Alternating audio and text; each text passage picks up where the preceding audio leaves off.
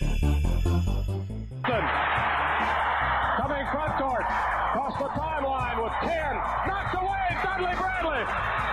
Dudley Bradley for the stop, 70-68, 3, 2, 1. Matthews off balance, off the glass. Dudley Bradley's defense did it. And ready on his second attempt.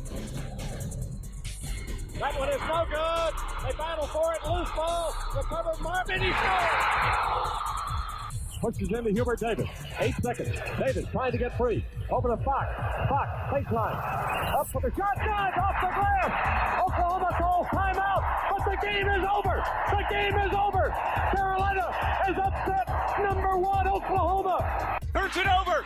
Kenny Williams with the steal. Gets it to Barry. 17 seconds to go.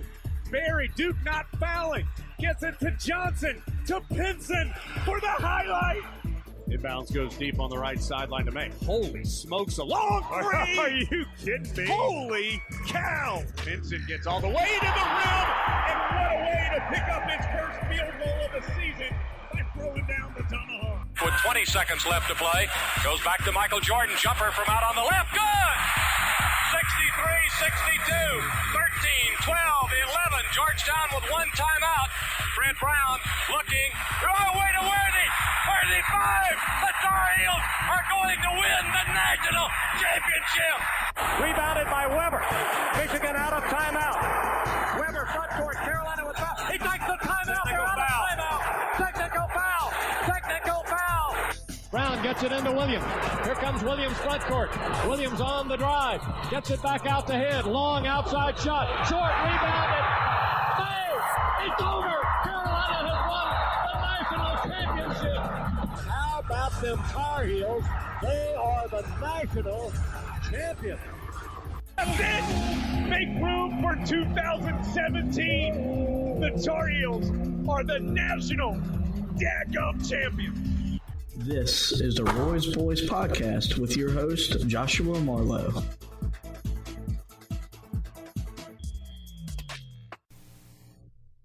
Hey everybody, we're back with another edition of the Roy's Boys podcast. Josh Nathan here with you as always, and today we are going to wrap up our summer-long season review for individual players. When today we're going to focus on we're going to label just the Blue Squad. It's not really the official Blue Squad, but that's what we're going to call these the guys we're looking at today. So today we're looking at Sterling Manley, Andrew Platek, and Brandon Huffman.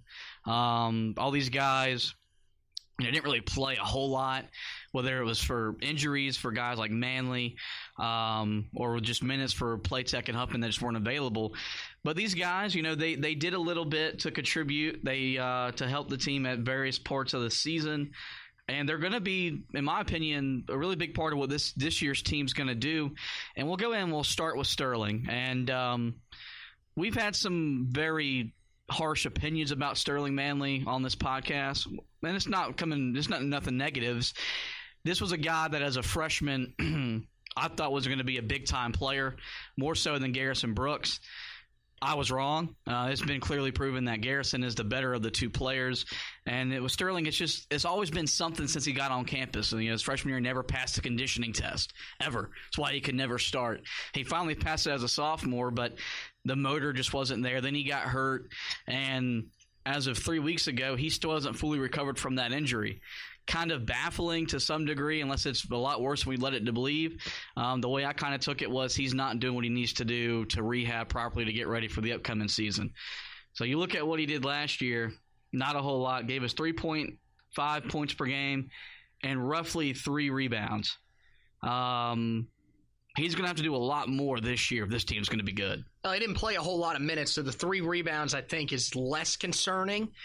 My issue with him is, like you said, the motor is what really concerns me about him. He's not a guy that really seems to have the work ethic that you need inside to be a Roy Williams big. Clearly Roy saw something in this kid. This is a guy that came out of Ohio, was barely a 4-star. This was not some guy that everybody in the nation was going after.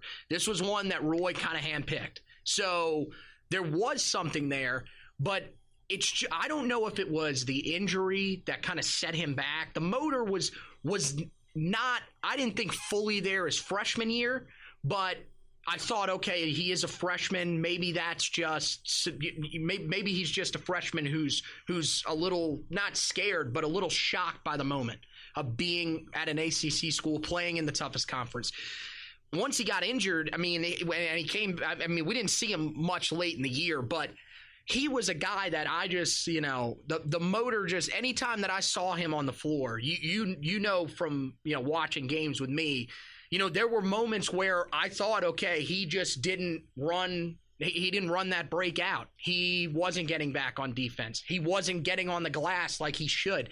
It's just concerns like that are right now kind of scaring me a little bit about him, because like you said, we're going to talk about two other guys here. And then, I do want to mention some of the other guys on the Blue Squad just a little bit, just to talk about who's coming back and everything like that, because you never know who's going to factor in. No one ever knew Stillman White would become, what he would become.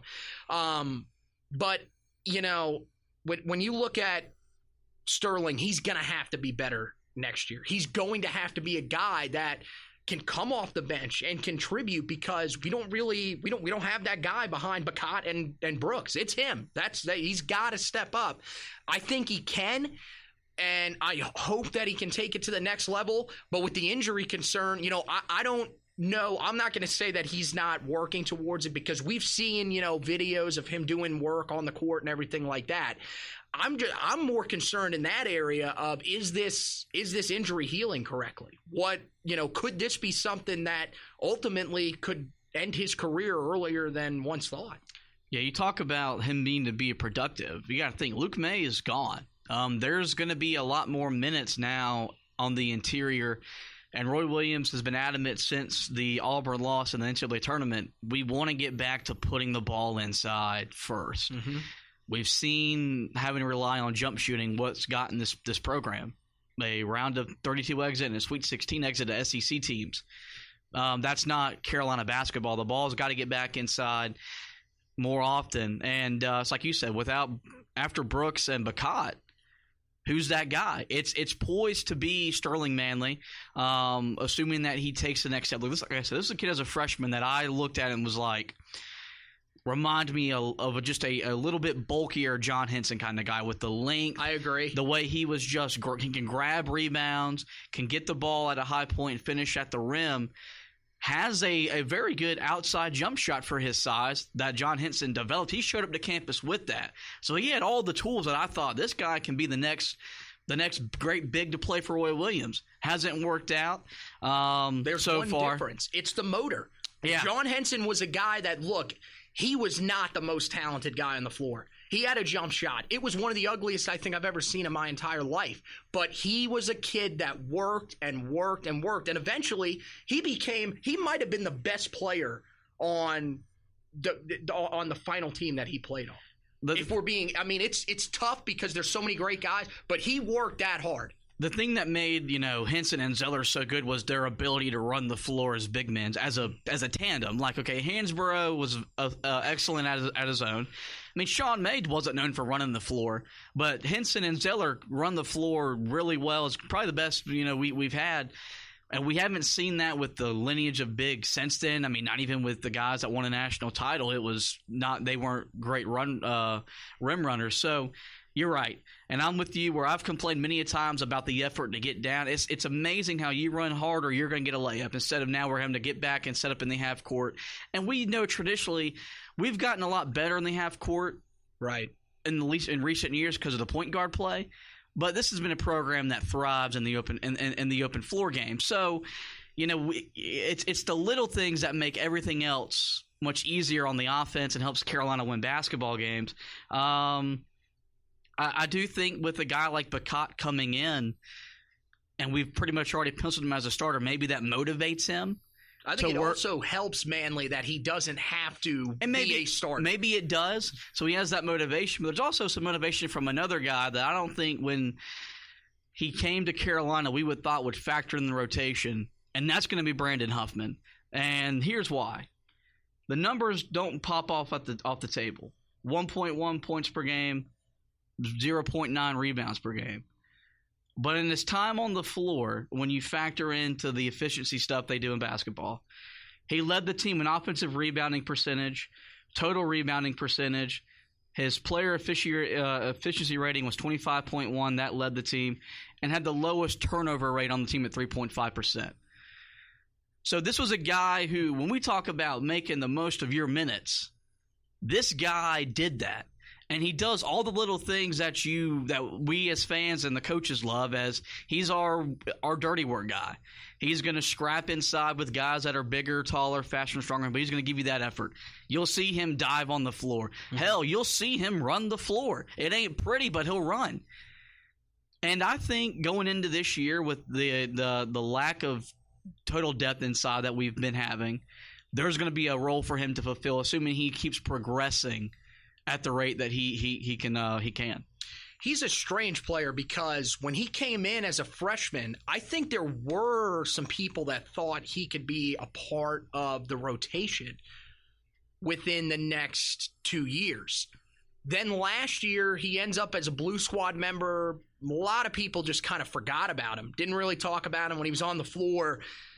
I mean, I remember seeing tweets like, oh, God, Huffman's on the floor. What are we putting him out there for? He's the Blue Squad member that Roy will use when he wants to motivate people. We've seen these guys before. Roy has his one guy that he picks out. But the thing about Huffman, I think he could nudge his way into the rotation because you mentioned all that stuff right there.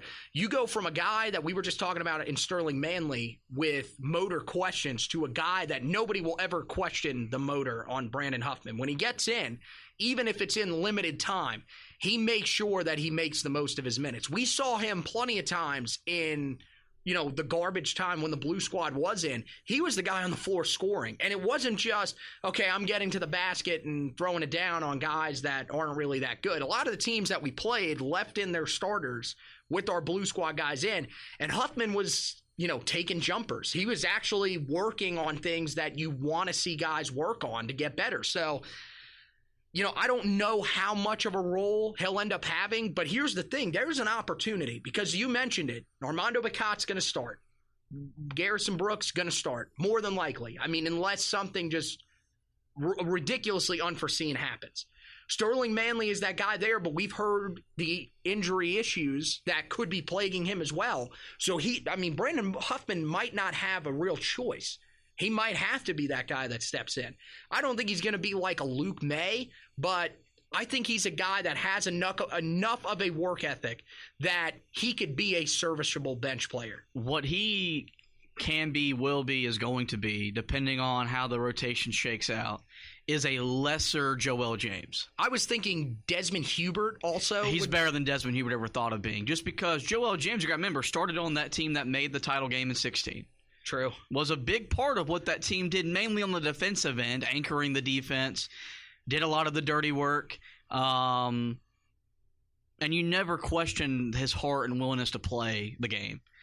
So I'm not saying Huffman's going to be that kind of guy where he's going to become a 20 to 30-minute kind of guy. It's not going to work out with the line of bigs we have coming in.